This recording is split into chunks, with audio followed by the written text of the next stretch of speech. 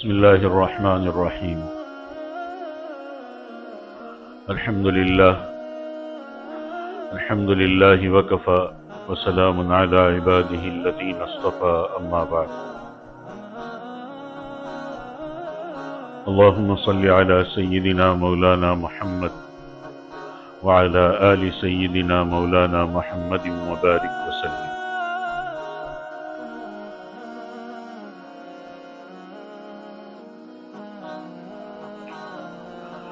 ام المؤمنین حضرت عائشہ رضی اللہ تعالیٰ عنہ بیان کرتی ہے کہ ایک موقع پر اللہ کے رسول صلی اللہ علیہ وسلم نے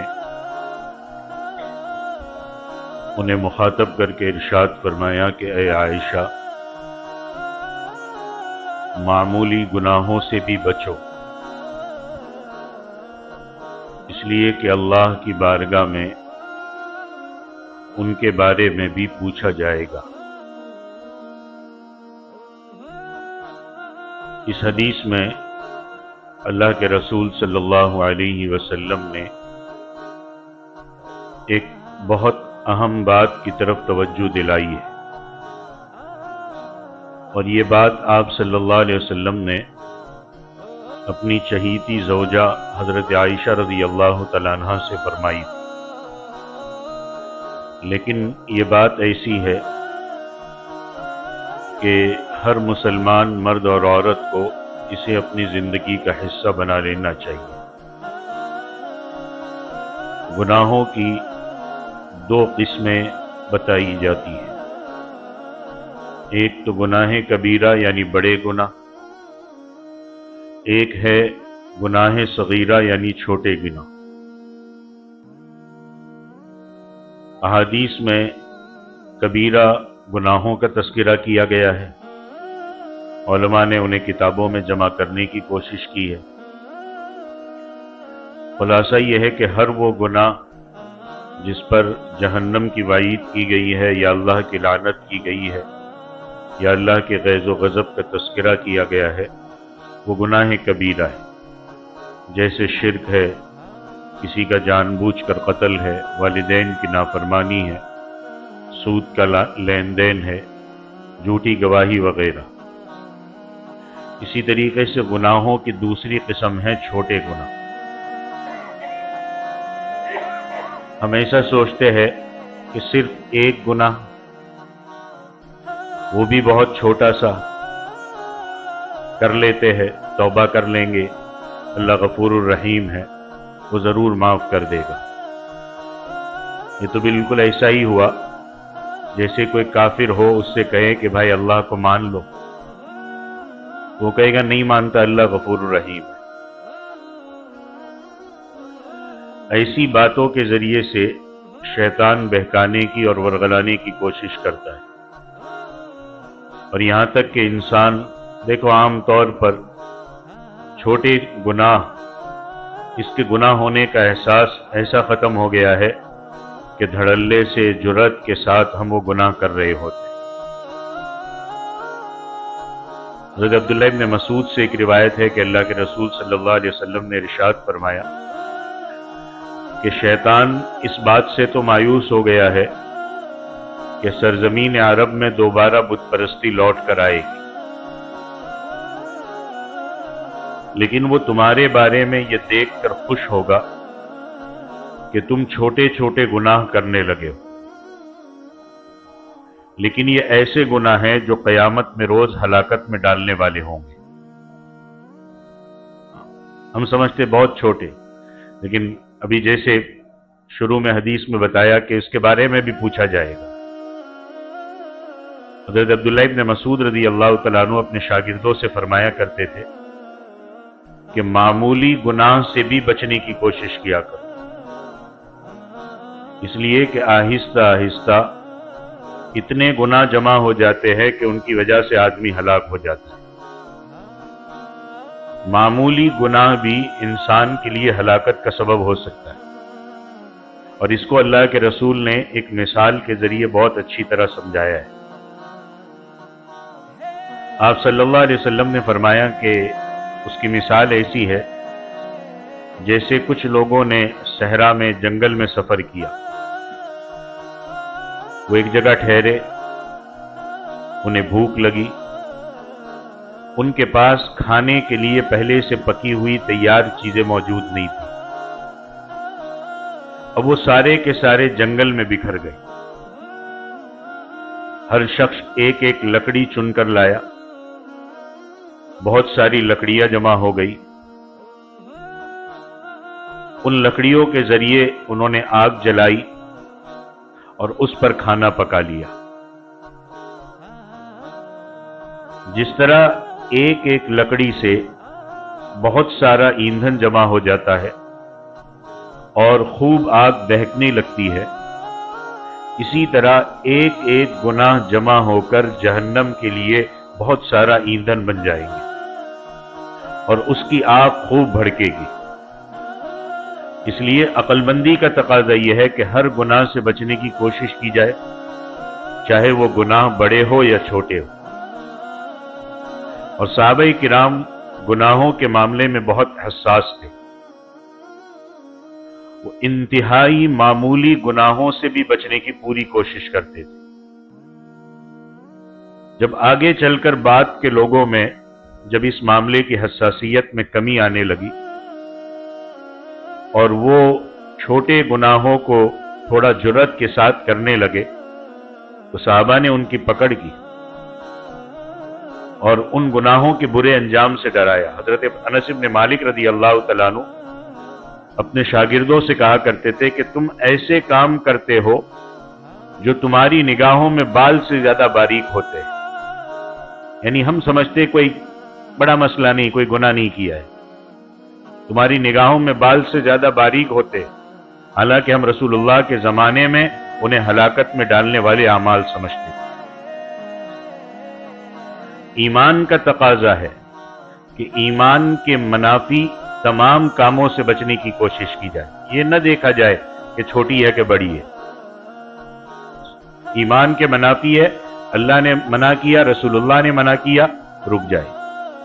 اور مومن ہر گناہ سے ایسے بھاگے جیسے آگ سے بھاگتا ہے، چاہے وہ بڑا گناہ ہو چھوٹا گناہ ہو، اس لیے کہ چاہے اس نے چھوٹا کیا ہوگا، اس کے اپنے گمان میں چھوٹا ہوگا، لیکن کہیں وہ اس کے دین اور ایمان کو غارت نہ کر دیں اور اس کے لیے جہنم کا ایندھن نہ بن جائے۔ اللہ تعالی ہم سب کو گناہوں سے بچنے کی توفیق عطا فرمائے۔ ایک حدیث تو یہ تھی، کیونکہ وقت کی کمی ہے اس لیے میں نے کوئی مستقل موضوع نہیں چنا ہے، ایک دو حدیثوں کی تشریح رکھنا میں نے مناسب سمجھا۔ ایک اور حدیث ہے طبرانی کی، حضرت عبداللہ ابن عمر رضی اللہ تعالیٰ عنہ سے روایت ہے کہ اللہ کے رسول صلی اللہ علیہ وسلم نے ارشاد فرمایا کہ لوگوں میں اللہ کو سب سے محبوب وہ شخص ہے جو دوسرے انسانوں کو سب سے زیادہ فائدہ پہنچانے والا ہو۔ اللہ کے یہاں، انسانوں کے یہاں نہیں، انسانوں کے یہاں تو محبوب کوئی اور ہی ہے، انسانوں کے یہاں عقل مند کوئی اور ہے۔ اللہ کے یہاں محبوب وہ شخص ہے جو دوسرے انسانوں کو سب سے زیادہ فائدہ پہنچانے والا۔ اور آگے فرمایا کہ اللہ کے نزدیک سب سے پسندیدہ عمل یہ ہے کہ کسی مسلمان کے دل میں خوشی پیدا کر دی جائے یا اس کی کسی تکلیف کو دور کر دیا جائے، یہ حدیث کے مسلسل الفاظ ہے، یا اس کا کچھ قرض اتار دیا جائے یا اس کی بھوک دور کر دی جائے، یہ نہیں کہ کسی کی مجبوری کا فائدہ اٹھایا جائے یا آس پاس والے ہم سے پریشان ہوں یا نکلتے ہی چہرہ دیکھتے ہی یا نام سنتے ہی بھاگنے لگے، یہ تو بہت خطرناک بندہ ہے، اللہ کے یہاں کوئی پسندیدہ نہیں۔ پھر اللہ کے نبی نے حدیث کے آخر میں فرمایا کہ میں اپنے کسی بھائی کی ضرورت پوری کرنے کے لیے اس بھائی کے ساتھ کہیں جاؤں، یہ میرے نزدیک اس سے زیادہ پسندیدہ ہے کہ میں 1 مہینے اس مسجد یعنی مسجد نبوی میں اعتکاف کروں، اس سے زیادہ ہے۔ اب یہ حدیث آپ نے سن لی، اس کا سبجیکٹ کیا ہے، اس کا موضوع کیا ہے؟ اللہ کے نزدیک سب سے محبوب انسان کون ہے اور اللہ کے نزدیک سب سے محبوب عمل کیا ہے؟ ان دونوں سوالوں کا جواب اللہ کے رسول صلی اللہ علیہ وسلم نے یہ دیا کہ جو انسان دوسرے انسانوں کو فائدہ پہنچائے وہ اللہ کو سب سے زیادہ محبوب ہے، اور جو عمل، جو کام دوسرے انسانوں کو آرام پہنچائے یا ان کی تکلیف دور کرنے کے لیے وہ کام کیا جائے وہ اللہ کو سب سے زیادہ پسندیدہ ہے، عمل بھی انسان بھی۔ دیکھو، اسلام میں اعمال کے الگ الگ درجے مقرر کیے گئے ہیں، غور سے سنیے گا۔ عبادات، نماز، روزہ، زکوٰۃ، حج، ان کی غیر معمولی اہمیت ہے، یہ بہت اہم ہے، لیکن اتنا ہی نہیں، ان کو باقی رکھنے کے لیے بھی کچھ اور ہے۔ ہم سمجھتے یہی کچھ ہے۔ یہ چیزیں جو میں نے گنائی، یہ اسلام کی بنیادیں ان کو قرار دیا گیا، لیکن ان کو بچائیں گے کیسے؟ ان کی حفاظت کیسے ہوگی؟ جب ہم احادیث کے دوسری پہلوؤں پر غور کرتے ہیں تو بعض پہلوؤں سے انسانی حقوق، انسانی تعلقات، معاملات، اس کو اس سے زیادہ اہمیت دی گئی اور ان پر زیادہ زور دیا گیا، کیونکہ یہ ان کی حفاظت ہوگی تو یہ نماز، روزہ، حج وغیرہ بچے گا۔ ایک طرف تو بڑے نمازی ہے، بڑے روزے دار ہے، عمرے پر عمرے کرتے چلے جا رہے، اور دوسری طرف امت کو پریشان کرتے چلے جا رہے، انسانیت پریشان ہے، تو کچھ بھی نہیں بچے گا۔ بیوہ اور یتیم یہ سماج کے دبے کچلے لوگوں میں سے ہوتے ہیں، انہیں عموماً عزت نہیں دی جاتی، بلکہ ان کے بہت سے حقوق چھین لیے جاتے ہیں، اور اسی بنا پر وہ فقر اور محتاجی کے شکار ہو جاتے ہیں۔ ان کی خبرگیری کرنے، ان کا مالی تعاون کرنے، ان کی دوسری ضرورتیں پوری کرنے کو اللہ کے راستے میں جہاد کرنے کے برابر یا اس سے بڑھ کر عمل قرار دیا گیا۔ اللہ کے رسول کا ایک ارشاد ہے کہ بیوہ اور مسکین کے لیے دوڑ بھاگ کرنے والا اللہ کی راہ میں جہاد کرنے والے کی طرح ہے۔ اور ایک راوی یہاں تک کہتے ہیں کہ میرا خیال ہے کہ آپ صلی اللہ علیہ وسلم نے یہ بھی فرمایا تھا کہ اس شخص کی طرح ہے جو مسلسل نمازیں پڑھے اور مسلسل روزے رکھے۔ اللہ کے رسول صلی اللہ علیہ وسلم کی شخصیت کی پہچان ہی یہ تھی کہ آپ انسانوں کے کام آتے۔ آپ کا یہ تعارف نبوت سے پہلے بھی تھا اور نبوت کے بعد بھی۔ غار حرا میں جب حضرت جبرائیل نے آ کر آپ کو نبی بنائی جانے کی خبر دی، آپ کو وحی سنائی، آپ پر گھبراہٹ طاری ہوئی، آپ گھر تشریف لائے، تو آپ صلی اللہ علیہ وسلم کی پیاری بیوی ام المومنین حضرت خدیجہ رضی اللہ تعالیٰ عنہ کو سارا ماجرا سنایا۔ اس وقت انہوں نے آپ صلی اللہ علیہ وسلم کو تسلی دیتے ہوئے کیا فرمایا کہ ہرگز نہیں، اللہ کی قسم، اللہ آپ کو رسوا نہیں کرے گا۔ آپ رشتہ داروں کا خیال رکھتے، آپ معذور کا بوجھ اٹھاتے، آپ غریب کو کما کر دیتے، آپ مہمانوں کی خاطر مدارات کرتے، آپ حق کی راہ میں پیش آنے والی تکالیف میں دوسروں کے مددگار بنتے ہیں۔ یہ تذکرہ کیا۔ اللہ کے رسول صلی اللہ علیہ وسلم کی عبادت گزاری، آپ صلی اللہ علیہ وسلم کا تقوی، آپ صلی اللہ علیہ وسلم کا زہد نبوت سے پہلے بھی بڑا ہوا تھا۔ آپ ایک ماہ غار حرا میں گوشہ نشین ہو کر اللہ کی عبادت میں مصروف رہتے تھے۔ حضرت خدیجہ اس سے اچھی طرح واقف تھی، لیکن انہوں نے عبادات کا حوالہ نہیں دیا۔ آپ صلی اللہ علیہ وسلم کی ان خوبیوں کا تذکرہ کیا جو انسانوں کے فائدہ پہنچانے سے تعلق رکھتی۔